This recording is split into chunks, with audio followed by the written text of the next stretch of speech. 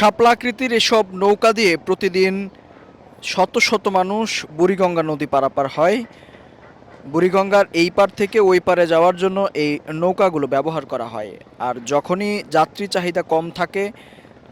কম থাকে তখনই এভাবে সুন্দর এই শাপলা আকৃতির দৃশ্য দেখা যায় এই নৌকাগুলো দিয়ে। অর্থাৎ তারা অলস সময় পার করে, অর্থাৎ নৌকা নোঙর করে কিন্তু তারা পাশে অপেক্ষমান থাকে, তখনই আসলে এই দৃশ্যের দেখা মেলে। সদরঘাটে প্রতিদিন শত শত নৌকা এভাবেই যাত্রী পারাপারের কাজ করে। একটু জানিয়ে রাখি, প্রতি পারাপারের জন্য কিন্তু তারা 30 টাকা করে নেয়।